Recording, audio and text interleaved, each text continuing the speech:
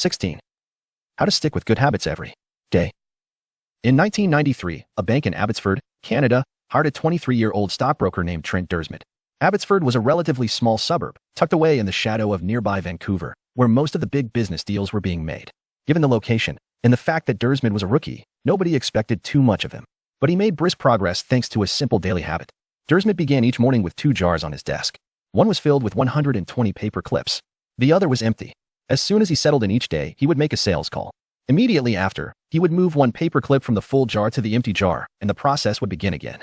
Every morning, I would start with 120 paper clips in one jar, and I would keep dialing the phone until I had moved them all to the second jar, he told me.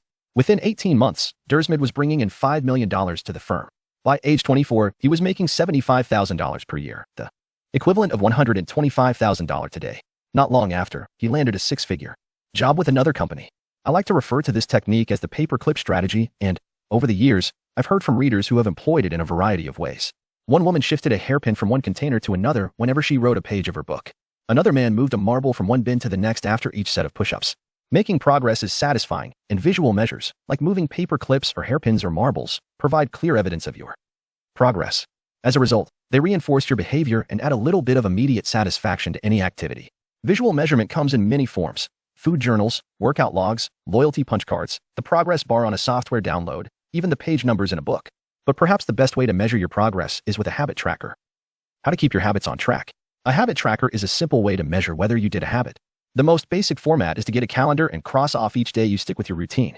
For example, if you meditate on Monday, Wednesday, and Friday, each of those dates gets an X. As time rolls by, the calendar becomes a record of your habit streak. Countless people have tracked their habits, but perhaps the most famous was Benjamin Franklin. Beginning at age 20, Franklin carried a small booklet everywhere he went and used it to track 13 personal virtues. This list included goals like lose no time, be always employed in something useful, and avoid trifling conversation. At the end of each day, Franklin would open his booklet and record his progress. Jerry Seinfeld reportedly uses a habit tracker to stick with his streak of writing jokes. In the documentary Comedian, he explains that his goal is simply to never break the chain of writing jokes every day. In other words, he is not focused on how good or bad a particular joke is or how inspired he feels. He is simply focused on showing up and adding to his streak. Don't break the chain is a powerful mantra. Don't break the chain of sales calls and you'll build a successful book of business. Don't break the chain of workouts and you'll get fit faster than you'd expect. Don't break the chain of creating every day and you will end up with an impressive portfolio. Habit tracking is powerful because it leverages multiple laws of behavior change. It simultaneously makes a behavior obvious, attractive, and satisfying. Let's break down each one. Benefit number 1. Habit tracking is obvious. Recording your last action creates a trigger that can initiate your next one. Habit tracking naturally builds a series of visual cues like the streak of X's on your calendar or the list of meals in your food log. When you look at the calendar and see your streak, you'll be reminded to act again. Research has shown that people who track their progress on goals like losing weight, quitting smoking, and lowering blood pressure are all more likely to improve than those who don't. One study of more than 1,600 people found that those who kept a daily food log lost twice as much weight as those who did not. The mere act of tracking a behavior can spark the urge to change it. Habit tracking also keeps you honest. Most of us have a distorted view of our own behavior. We think we act better than we do. Measurement offers one way to overcome our blindness to our own behavior and notice what's really going on each day. One glance at the paper clips in the container and you immediately know how much work you have, or haven't, been putting in. When the evidence is right in front of you, you're less likely to lie to yourself. Benefit number 2. Habit tracking is attractive. The most effective form of motivation is progress. When we get a signal that we are moving forward, we become more motivated to continue down that path. In this way, habit tracking can have an addictive effect on motivation. Each small win feeds your desire. This can be particularly powerful on a bad day. When you're feeling down, it's easy to forget about all the progress you have already made. Habit tracking provides visual proof of your hard work, a subtle reminder of how far you've come. Plus, the empty square you see each morning can motivate you to get started because you don't want to lose your progress by breaking the streak. Benefit number 3. Habit tracking is satisfying. This is the most crucial benefit of all. Tracking can become its own form of reward. It is satisfying to cross an item off your to-do list, to complete an entry in your workout log, or to mark an X on the calendar. It feels good to watch your results grow, the size of your investment portfolio, the length of your book manuscript, and if it feels good, then you're more likely to endure. Habit tracking also helps keep your eye on the ball. You're focused on the process rather than the result. You're not fixated on getting six-pack abs. You're just trying to keep the streak alive and become the type of person who doesn't miss workouts. In summary, habit tracking 1. Creates a visual cue that can remind you to act. 2. Is inherently motivating because you see the progress you are making and don't want to lose it. And 3. Feels satisfying whenever you record another successful instance of your habit. Furthermore, habit tracking provides visual proof that you are casting votes for the type of person you wish to become, which is a delightful form of immediate and intrinsic gratification. Asterisk, you may be wondering, if habit tracking is so useful, why have I waited so long to talk about it? Despite all the benefits, I've left this discussion until now for a simple reason. Many people resist the idea of tracking and measuring.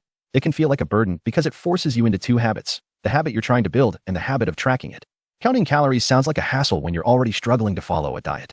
Writing down every sales call seems tedious when you've got work to do. It feels easier to say, I'll just eat less. Or, I'll try harder. Or, I'll remember to do it. People inevitably tell me things like, I have a decision journal, but I wish I used it more. Or, I recorded my workouts for a week, but then quit. I've been there myself.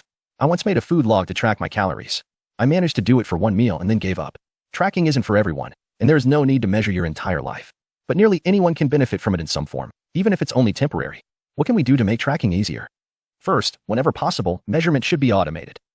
You'll probably be surprised by how much you're already tracking without knowing it. Your credit card statement tracks how often you go out to eat. Your Fitbit registers how many steps you take and how long you sleep. Your calendar records how many new places you travel to each year. Once you know where to get the data, add a note to your calendar to review it each week or each month, which is more practical than tracking it every day. Second, manual tracking should be limited to your most important habits. It is better to consistently track one habit than to sporadically track 10. Finally, record each measurement immediately after the habit occurs. The completion of the behavior is the cue to write it down. This approach allows you to combine the habit stacking method mentioned in Chapter 5 with habit tracking. The habit stacking plus habit tracking formula is, after current habit, I will track my habit. After I hang up the phone from a sales call, I will move one paper clip over. After I finish each set at the gym, I will record it in my workout journal. After I put my plate in the dishwasher, I will write down what I ate. These tactics can make tracking your habits easier. Even if you aren't the type of person who enjoys recording your behavior, I think you'll find a few weeks of measurements to be insightful. It's always interesting to see how you've actually been spending your time. That said, every habit streak ends at some point. And, more important than any single measurement, is having a good plan for when your habits slide off track. How to recover quickly when your habits break down. No matter how consistent you are with your habits, it is inevitable that life will interrupt you at some point. Perfection is not possible. Before long, an emergency will pop up. You get sick, or you have to travel for work, or your family needs a little more of your time. Whenever this happens to me, I try to remind myself of a simple rule: never miss twice.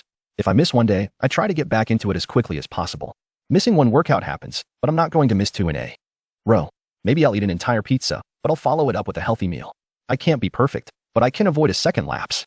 As soon as one streak ends, I get started on the next one. The first mistake is never the one that ruins you. It is the spiral of repeated mistakes that follows. Missing once is an accident. Missing twice is the start of a new habit.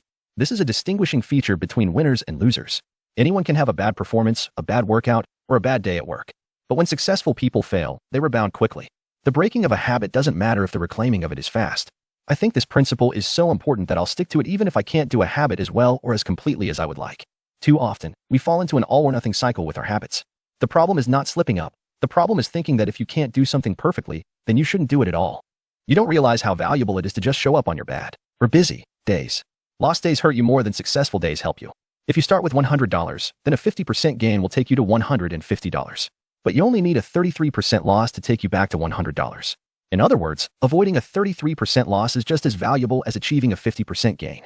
As Charlie Munger says, the first rule of compounding: never interrupt it unnecessarily. This is why the bad workouts are often the most important ones. Sluggish days and bad workouts maintain the compound gains you accrued from previous good days. Simply doing something 10 squats, 5 sprints, a push-up, anything really, is huge. Don't put up a zero. Don't let losses eat into your compounding. Furthermore, it's not always about what happens during the workout. It's about being the type of person who doesn't miss workouts. It's easy to train when you feel good, but it's crucial to show up when you don't feel like it, even if you do less than you hope. Going to the gym for 5 minutes may not improve your performance, but it reaffirms your identity. The all-or-nothing cycle of behavior change is just one pitfall that can derail your habits. Another potential danger, especially if you are using a habit tracker, is measuring the wrong thing. Knowing when, and when not, to track a habit. Say you're running a restaurant and you want to know if your chef is doing a good job. One way to measure success is to track how many customers pay for a meal each day. If more customers come in, the food must be good. If fewer customers come in, something must be wrong. However, this one measurement, daily revenue, only gives a limited picture of what's really going on. Just because someone pays for a meal doesn't mean they enjoy the meal. Even dissatisfied customers are unlikely to dine and dash. In fact, if you're only measuring revenue, the food might be getting worse, but you're making up for it with marketing or discounts or some other method. Instead, it may be more effective to track how many customers finish their meal or perhaps the percentage of customers who leave a generous tip. The dark side of tracking a particular behavior is that we become driven by the number rather than the purpose behind it. If your success is measured by quarterly earnings, you will optimize sales, revenue, and accounting for quarterly earnings. If your success is measured by a lower number on the scale, you will optimize for a lower number on the scale, even if that means embracing crash diets, juice cleanses, and fat loss pills. The human mind wants to win whatever game is being played. This pitfall is evident in many areas of life. We focus on working long hours instead of getting meaningful work done. We care more about getting 10,000 steps than we do about being healthy. We teach for standardized tests instead of emphasizing learning, curiosity, and critical thinking. In short, we optimize for what we measure. When we choose the wrong measurement, we get the wrong behavior. This is sometimes referred to as Goodhart's law.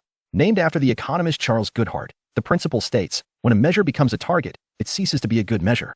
Measurement is only useful when it guides you and adds context to a larger picture, not when it consumes you. Each number is simply one piece of feedback in the overall system. In our data-driven world, we tend to overvalue numbers and undervalue anything ephemeral, soft, and difficult to quantify. We mistakenly think the factors we can measure are the only factors that exist. But just because you can measure something doesn't mean it's the most important thing. And just because you can't measure something doesn't mean it's not important at all. All of this to say, it's crucial to keep habit tracking in its proper place. It can feel satisfying to record a habit and track your progress, but the measurement is not the only thing that matters. Furthermore, there are many ways to measure progress, and sometimes it helps to shift your focus to something entirely different. This is why non-scale victories can be effective for weight loss. The number on the scale may be stubborn, so if you focus solely on that number, your motivation will sag. But you may notice that your skin looks better, or you wake up earlier, or your sex drive got a boost. All of these are valid ways to track your improvement. If you're not feeling motivated by the number on the scale, perhaps it's time to focus on a different measurement, one that gives you more signals of progress. No matter how you measure your improvement, habit tracking offers a simple way to make your habits more satisfying. Each measurement provides a little bit of evidence that you're moving in the right direction and a brief moment of immediate pleasure for a job well done. Chapter summary. One of the most satisfying feelings is the feeling of making progress. A habit tracker is a simple way to measure whether you did a habit, like marking an X on a calendar. Habit trackers and other visual forms of measurement can make your habits satisfying by providing clear evidence of your progress. Don't break the chain. Try to keep your habit streak alive. Never miss twice. If you miss one day, try to get back on track as quickly as possible. Just because you can measure something doesn't mean it's the most important thing. 17. How an accountability partner can change everything. After serving as a pilot in World War II, Roger Fisher attended Harvard Law School and spent 34 years specializing in negotiation and conflict management. He founded the Harvard Negotiation Project and worked with numerous countries and world leaders on peace resolutions, hostage crises, and diplomatic compromises. But it was in the 1970s and 1980s, as the threat of nuclear war escalated, that Fisher developed perhaps his most interesting idea. At the time, Fisher was focused on designing strategies that could prevent nuclear war, and he had noticed a troubling fact. Any sitting president would have access to launch codes that could kill millions of people but would never actually see anyone die because he would always be thousands of miles away. My suggestion was quite simple, he wrote in 1981. Put that nuclear code number in a little capsule, and then implant that capsule right next to the heart of a volunteer. The volunteer would carry with him a big, heavy butcher knife as he accompanied the president. If ever the president wanted to fire nuclear weapons, the only way he could do so would be for him first, with his own hands, to kill one human being. The president says, George, I'm sorry, but tens of millions must die. He has to look at someone and realize what death is, what an innocent death is. Blood on the White House carpet. It's reality brought home. When I suggested this to friends at the Pentagon, they said, my God, that's terrible. Having to kill someone would distort the president's judgment. He might never push the button. Throughout our discussion of the fourth law of behavior change, we have covered the importance of making good habits immediately satisfying. Fisher's proposal is an inversion of the fourth law, make it immediately unsatisfying. Just as we are more likely to repeat an experience when the ending is satisfying, we are also more likely to avoid an experience when the ending is painful. Pain is an effective teacher. If a failure is painful, it gets fixed. If a failure is relatively painless, it gets ignored. The more immediate and more costly a mistake is, the faster you will learn from it. The threat of a bad review forces a plumber to be good at his job. The possibility of a customer never returning makes restaurants create good food. The cost of cutting the wrong blood vessel makes a surgeon master human anatomy and cut carefully. When the consequences are severe, people learn quickly. The more immediate the pain, the less likely the behavior. If you want to prevent bad habits and eliminate unhealthy behaviors, then adding an instant cost to the action is a great way to reduce their odds. We repeat bad habits because they serve us in some way, and that makes them hard to abandon. The best way I know to overcome this predicament is to increase the speed of the punishment associated with the behavior. There can't be a gap between the action and the consequences. As soon as actions incur an immediate consequence, behavior begins to change. Customers pay their bills on time when they are charged a late fee. Students show up to class when their grade is linked to attendance. We'll jump through a lot of hoops to avoid a little bit of immediate pain. There is, of course, a limit to this. If you're going to rely on punishment to change behavior, then the strength of the punishment must match the relative strength of the behavior it is trying to correct. To be productive, the cost of procrastination must be greater than the cost of action. To be healthy, the cost of laziness must be greater than the cost of exercise. Getting fined for smoking in a restaurant or failing to recycle adds consequence to an action. Behavior only shifts if the punishment is painful enough and reliably enforced. In general, the more local, tangible, concrete, and immediate the consequence, the more likely it is to influence individual behavior. The more global, intangible, vague, and delayed the consequence, the less likely it is to influence individual behavior. Thankfully, there is a straightforward way to add an immediate cost to any bad habit. Create a habit contract.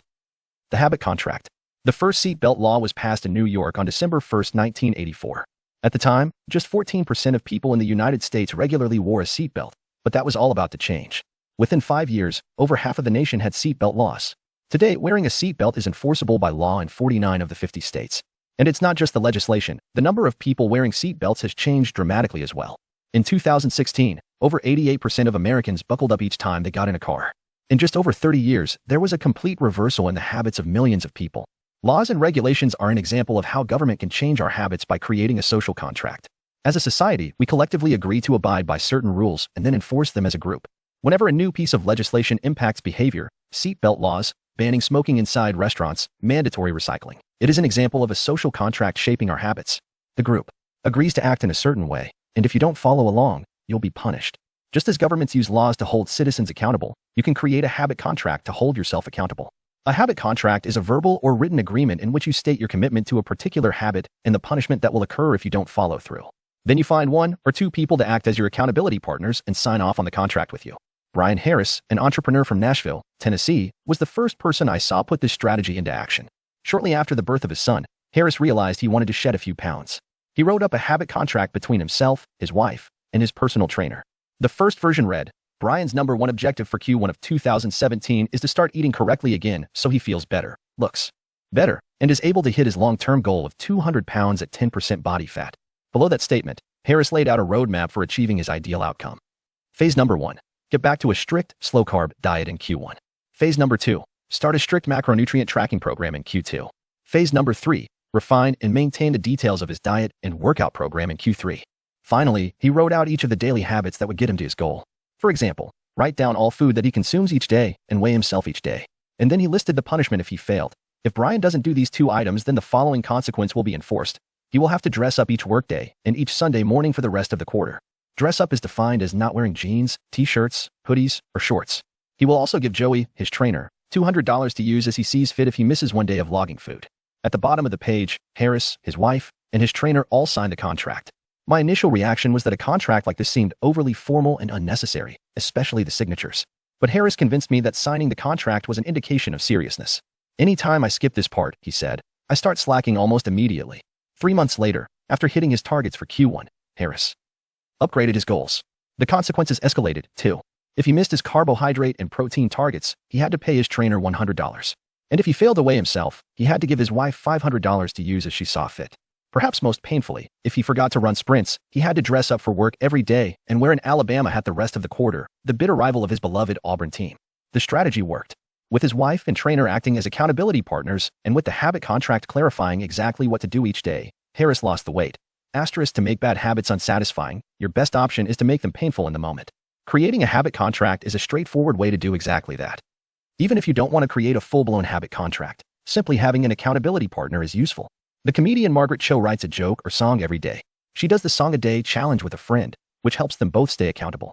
Knowing that someone is watching can be a powerful motivator. You are less likely to procrastinate or give up because there is an immediate cost. If you don't follow through, perhaps they'll see you as untrustworthy or lazy. Suddenly, you are not only failing to uphold your promises to yourself, but also failing to uphold your promises to others. You can even automate this process. Thomas Frank, an entrepreneur in Boulder, Colorado, wakes up at 5:55 each morning. And if he doesn't, he has a tweet automatically scheduled that says, "It's 6:10 and I'm not up because I'm lazy. Reply to this for $5 via PayPal, limit 5, assuming my alarm didn't malfunction." We are always trying to present our best selves to the world. We comb our hair and brush our teeth and dress ourselves carefully because we know these habits are likely to get a positive reaction. We want to get good grades and graduate from top schools to impress potential employers and mates and our friends and family. We care about the opinions of those around us because it helps if others like us. This is precisely why getting an accountability partner or signing a habit contract can work so well. Chapter Summary. The inversion of the 4th law of behavior change is make it unsatisfying. We are less likely to repeat a bad habit if it is painful or unsatisfying. An accountability partner can create an immediate cost to an action. We care deeply about what others think of us, and we do not want others to have a lesser opinion of us. A habit contract can be used to add a social cost to any behavior. It makes the cost of violating your promises public and painful. Knowing that someone else is watching you can be a powerful motivator.